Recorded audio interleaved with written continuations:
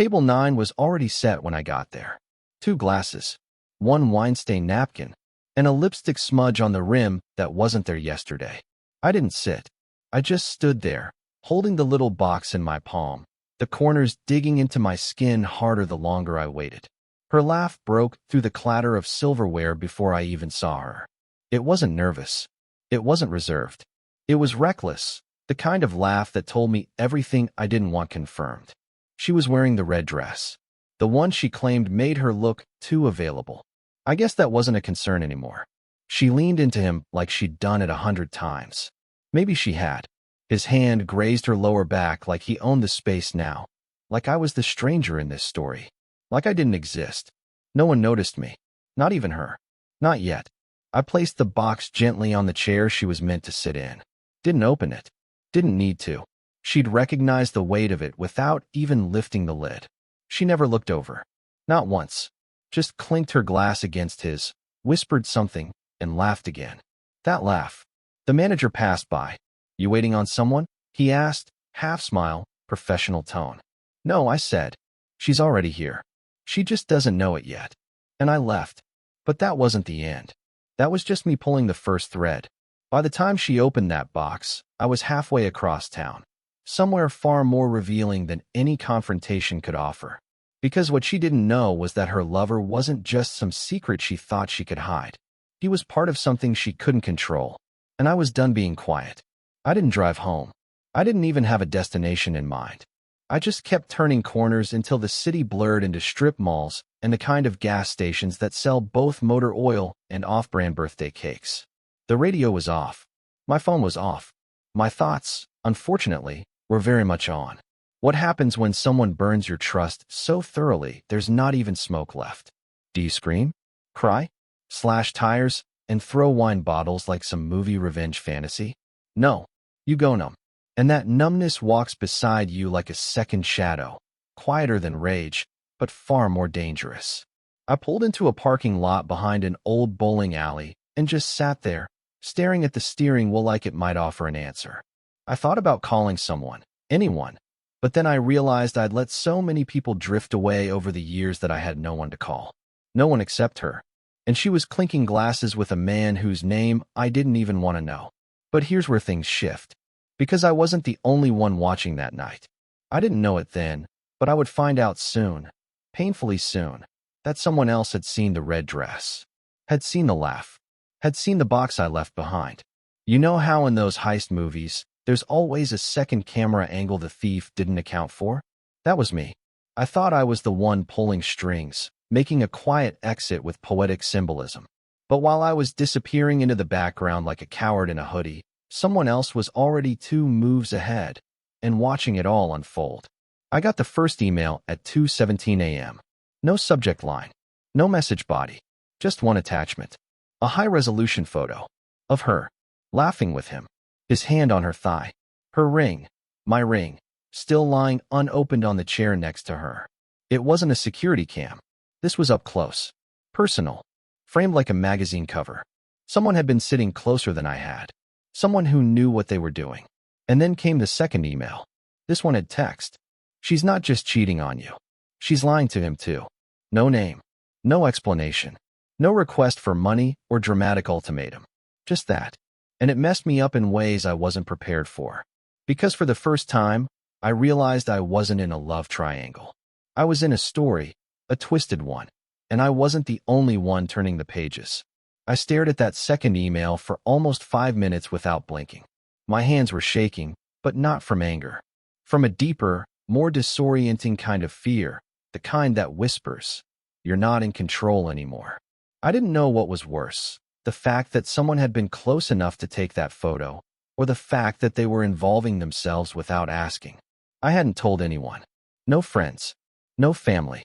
Not even some anonymous forum under a fake username. This wasn't some algorithmic ad or spam. Someone was watching, and they knew what I was dealing with. And then they sent a third message. 5 words. Check her phone. 9:13 p.m. That was it. No threat. No clue who it was from. Just a timestamp and a dare, one I didn't want to accept. But of course I did. The next morning, I waited for Ramona to leave the house for her usual Sunday yoga class. She always left her phone charging in the kitchen. Said she didn't like distractions during practice. Ironic, considering all her distractions had names and six-packs and probably matching tattoos.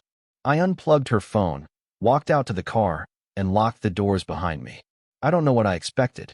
Maybe some trashy selfies or sweet nothings from Declan. But what I found at 9:13 p.m. shook me more than anything else. It was a voice memo. Not a text. Not a call log. A voice recording. Her voice. I hit play. First, silence. Then her voice. Lower than usual, like she was trying to stay quiet in a loud room. Look, I told you, he's not suspicious. He's still stuck in that phase where he thinks I'm just tired all the time. It won't be a problem. I'll keep the money flowing, okay? Just wait until after the sale. Once that clears, we disappear. Together. The audio ended. I sat in the car, hands frozen on her phone, heart hammering in my chest like it was trying to warn me of something I hadn't understood yet. Sale? Money? Disappear? What the hell was going on? She wasn't just cheating. She was planning something. With someone. And whatever it was, it involved me, my ignorance, and a lie I hadn't even glimpsed yet. I sent the recording to myself, locked her phone, and walked back inside as if nothing had happened. I didn't eat breakfast. I didn't look her in the eye when she returned, all stretched and glowing and fake. I just kept nodding through her stories about deep hip openers and chakras feeling balanced, knowing full well that somewhere, someone else was listening too. And I needed to find them. Because whoever sent those emails, they weren't doing it out of kindness. They wanted something. And I was starting to think I'd already given them more than I knew. It was a Tuesday when the next crack opened. She left her laptop on the kitchen island, just for a minute, while she went to grab her mail. Normally, she was careful. Always cleared tabs, wiped search history, even kept passwords annoyingly long and overly complex, like she was hiding state secrets, not just Pinterest boards and online yoga classes. But this time she slipped. One tab was still open. I don't know if it was fatigue, arrogance, or just muscle memory. All I know is when I saw it, I forgot how to breathe. It was a real estate listing. Luxury property. Remote, heavily wooded. A-frame modern glass house in Oregon. Price tag? Nearly $3 million. What made my hands go cold wasn't the price. It was the agent contact info, and the name listed as interested party. Her name. And mine. She was buying a home under our joint financial identity. A property I had never heard of, discussed, or even imagined. And it wasn't just the listing. A full email thread was open beneath it. Closing is tentatively set for the 22nd.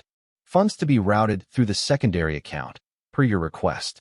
Let me know if you'd prefer your husband's signature handled through the electronic proxy method as discussed. You'll remain anonymous on all public-facing records. Proxy method? Anonymous records? I took a screenshot, emailed it to myself using the discreet inbox I had set up ever since the stranger started sending me clues. I closed the laptop right as she walked back in, humming something light like she'd just been plucking daisies instead of plotting a future that didn't involve me. That night, I didn't sleep. I sat at the kitchen table and went through every shared bank account, credit line, savings fund. And what I saw turned my stomach. She hadn't just hidden money. She had moved it. Slowly. Over months. Transferring small sums to a business entity I didn't recognize. Something called Northridge Endeavor Partners. Sounded like a fake startup. Probably was. I looked it up. No website. No phone. Just a shell. The money she was draining was mine too. Retirement funds. A trust account my parents left me when they passed. Even my quarterly bonuses, gone. Reallocated. Legally, but quietly. And all of it pointing to a single, sickening realization. She was planning to vanish. And she was taking everything with her. The next morning, I confronted her. Or rather, I tested her. I asked, casually, if she'd ever wanted to live in Oregon. She froze. Just for a second. A flicker in her eyes. Not confusion, not curiosity. Fear. The kind that's quick, sharp, and nearly impossible to hide. She smiled it off and said something about pine trees and how she hated the rain. But I saw it. The panic. And that's when I knew. She wasn't just running off with some guy. She was building a second life. One where I didn't exist. But someone else knew about it. That anonymous sender. The person behind the photos, the emails, the warning about 9:13 p.m. And that's when their fourth message arrived. She's not the only one playing you. I read it 5 times. Because if Ramona was the first betrayal, then the second hadn't even started yet. I was being followed. It started subtly, the kind of thing you'd think you imagined if your brain wasn't already wired to paranoia. But I wasn't imagining it. The same tan windbreaker. Same black beanie. Same awkward gait that looked like someone trying too hard to walk normally. First at the gas station near my office. Then at the grocery store 2 days later. Then outside the building where Ramona's gym happened to be, but I hadn't told anyone I'd be there. At first I thought maybe it was just a private investigator. Maybe Declan hired someone to keep tabs on her. Paranoid, she'd do to him what she'd done to me. I actually wanted to believe that. It was almost comforting, the idea that she was lying to both of us, and I wasn't just some discarded footnote in her escape plan. But the truth was worse. Way worse. On Friday afternoon, I got a 5th email. This time, it wasn't anonymous. It was from an encrypted domain, one of those temporary, untraceable services, but the signature was there, plain as day. Julian Barrett, Office of Internal Financial Crimes Division. I stared at the screen for a solid minute before I could even scroll. Below the signature was a single sentence. We need to speak, immediately and off record. Your wife is not who she says she is. Attached was a secure meeting link, a time, and a clause that stopped me cold. We believe your identity may have been used to launder a significant amount of funds connected to 2 active fraud investigations. I didn't even know what laundering money looked like outside of movies. I'm a back-end software engineer who still eats frozen dinners. The most illegal thing I'd ever done was run a red light in college. But now, apparently, my accounts, our accounts, were tangled up in something far uglier than adultery. The man in the windbreaker? I saw him again that night. Only this time, I didn't try to ignore him. I followed him. Down 5th Avenue, across a dim alley behind a boutique furniture store, and around the corner of an abandoned print shop. I expected him to run. Instead, he stopped, turned, and pulled something out of his coat. Not a weapon. A badge. Real. Shiny. Federal. He said my name before I spoke. Curtis Weller. We need to talk before she makes you disappear, too. I didn't even have time to process that sentence before he opened a small folder and handed me a photo. A grainy surveillance still. Ramona. Declan. And another man I'd never seen before, leaning into her ear as she gripped his wrist like she knew him intimately. Not flirtatiously. Strategically. Like a business partner sealing a deal. Then he handed me a second photo. Ramona. Different hairstyle. Different city. Different name. I looked at him, confused, and all he said was, "She's done this before. 3 times. You're not her first." I sat down right there on the edge of the curb, because my legs couldn't hold me anymore. My wife didn't just betray me. She wasn't even who she claimed to be. I had no idea who I married. No idea what she was capable of. And now, according to this stranger, this Fed, I was part of a crime I didn't even know I was helping commit. And the worst part? She still kissed me that morning before leaving for work. Like I was nothing more than a loose and she hadn't gotten around to cutting yet. I didn't confront her. Not yet. Confrontation only works when you're not outmatched. And by now, it was clear I was miles behind in a game I didn't even know I was playing. I needed more than suspicion. I needed proof, and not just for me anymore. That Fed with the windbreaker? Julian? He made it clear. If I didn't act fast, I'd be the one holding the bag when this all collapsed. So I played my part. That next morning, I set the alarm. Got up early. Made coffee the way she liked it. Oat milk, cinnamon dust, splash of almond extract. She smiled at me like nothing in the world was wrong. Wore that soft blue robe I bought her on our 2nd anniversary. Told me she might be home late. Lots of end-of-quarter reviews, she said, casually flipping through her phone. It was surreal. Like watching a movie of your own life, one you didn't audition for. I asked if she wanted me to pick up Ty for dinner, and she said, "That'd be sweet," and kissed me on the cheek like everything was fine. Like I wasn't sitting on a bomb she'd armed weeks ago. When she left, I waited precisely 4 minutes, grabbed the spare car key from the cabinet, and followed her. She didn't go to her office. Instead, she headed west, not toward the city, but into the hills. Took back roads. kept checking her mirrors like she was trained for it. But I stayed far enough behind that she wouldn't spot me unless she was expecting it. Eventually, she pulled into a private development. Big metal gate. Camera mounted in a birdhouse. Definitely not the kind of place you take your yoga mat and company laptop. I parked down the road, got out, and walked the rest of the way, cutting through a side path someone had clearly used before. Beer cans, cigarette butts, and a patch of flattened dirt in the grass. From the ridge above, I could see the house. It wasn't the glass A-frame I saw online. This was something else. A mid-century brutalist structure with black steel siding and solar panels hidden in the tree canopy. There was a Range Rover parked outside. And another car I didn't recognize, something European, glossy, expensive. She walked inside like she belonged there. 2 minutes later, Declan followed. But he wasn't alone. A man stepped out of the back seat of the second car, same guy from the second surveillance photo Julian had shown me. Tall, sharp suit. Looked like someone who didn't blink when people cried. I couldn't hear what they were saying, but their body language was enough. Ramona wasn't kissing anyone. She wasn't smiling. This wasn't romantic. It was business. Cold, hard, dangerous business. They handed her a folder. She flipped through it, nodded, then pointed toward a wall-mounted screen. Declan handed over a flash drive. The older man shook her hand. No hug, no emotion. This wasn't an affair. It was a deal.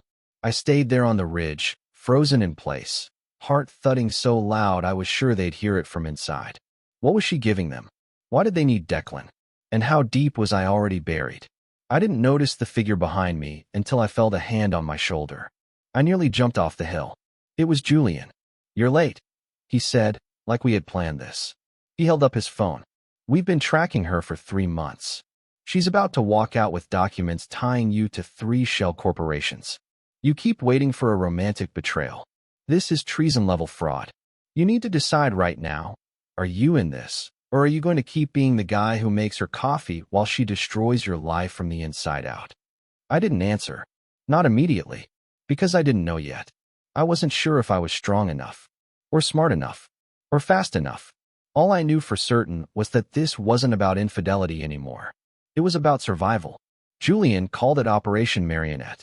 Not because Ramona was pulling strings, though she was, but because the operation required bait, a stage, and a clean execution before anyone saw the wires.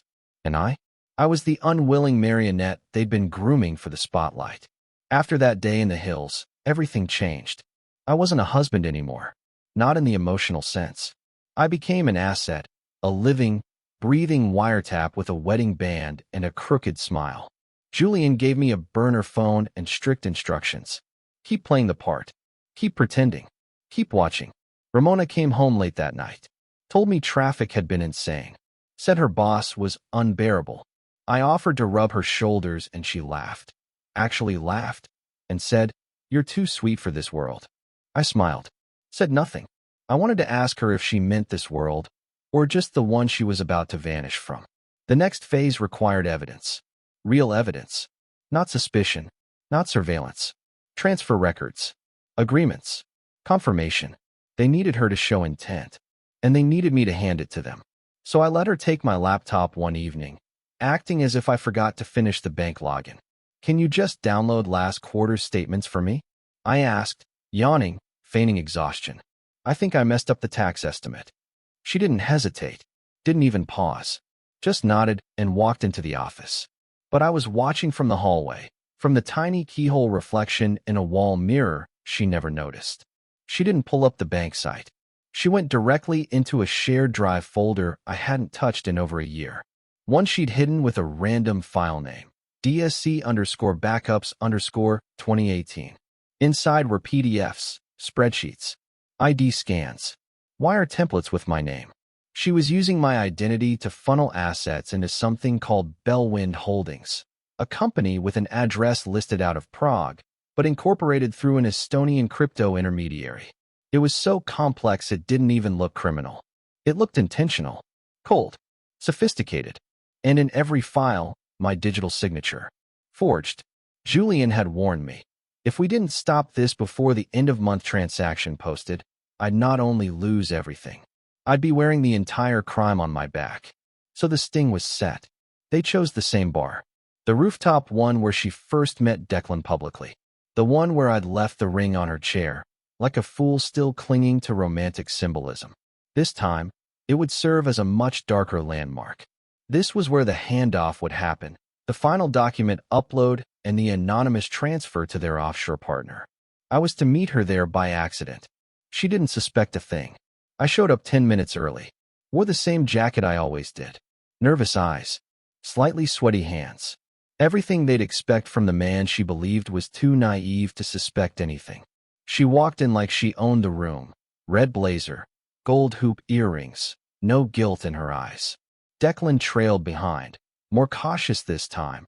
Scanning the room like a man expecting ghosts. Ramona kissed me on the cheek. Said, "Fancy meeting you here." And I played dumb, muttering something about having drinks with a former coworker who bailed last minute. She ordered whiskey. Neat. She was always a gin drinker before this. I suppose whiskey made her feel powerful. The flash drive was in her coat pocket. I knew it. Julian knew it. The two quiet agents sipping seltzer in the corner knew it. But we needed her to make the first move. She reached into her bag, pulled out her phone, and whispered something to Declan, who pulled out a laptop and placed it between them on the table. I watched her fingers fly across the screen as she logged into an encrypted server. My name came up. Then she reached for her coat. I tapped my glass. That was the signal. Everything that followed was both silent and explosive. The agents moved in, casual but firm. Declan went stiff. Ramona's face dropped. Her hand froze halfway into her coat. No one shouted. No one panicked. Just the click of handcuffs and the slow, dawning horror on her face when she realized the game was over. But then something happened I didn't expect. As they escorted her past me, she didn't scream or cry. She leaned in and whispered, with calm venom in her breath, "You think this ends with me?" And smiled, like she knew something none of us did. Like this whole operation wasn't even the full story. Ramona's words haunted me for days after they cuffed her. "You think this ends with me?" I kept replaying them in my head, like a trapdoor I hadn't found yet. But the storm passed faster than I imagined. Maybe because once people like her lose the illusion of control, they lose everything else with it. Julian kept his word. The agents scrubbed my name from the financial records, backed by terabytes of forensic proof from the sting. I was cleared completely. Declan cut a deal within 48 hours, predictably. Turned out he didn't know half of what she was doing. Just enough to feel important, but not enough to save himself. He flipped and gave them access to servers in Luxembourg, and that's where they found everything. Shell companies, identities, names, histories, and not just mine. There were other men, other Curtises across the country. She had a pattern, but apparently, I was the first one to make it unravel. I was free, and yet, I didn't know what to do with that freedom. I wandered around my house, our house, unsure of which objects still belonged to me. I thought about selling it, leaving, disappearing into some quieter life far from rooftop bars and burner phones. But I didn't, because of what I found in the attic 2 weeks later. It was an old shoebox, unmarked, dusty, sealed with duct tape, the kind of thing you assume is full of receipts or Christmas lights. But when I opened it, I found something strange. Photos, dozens of them, of me, not surveillance photos, not sinister, just life. Me laughing while fixing the sink. Me passed out on the couch with a book on my chest. Me cooking. Me writing birthday cards I thought she ignored. And a letter. Not printed. Handwritten. A single page, in Ramona's small, precise script. "Curtis, if you're reading this, then you know. And I'm sorry, not for the crimes, but for what I ruined between us. You were always better than I deserved. I used your trust, your stability, your heart. All because I never had those things myself. I was built on lies long before I met you.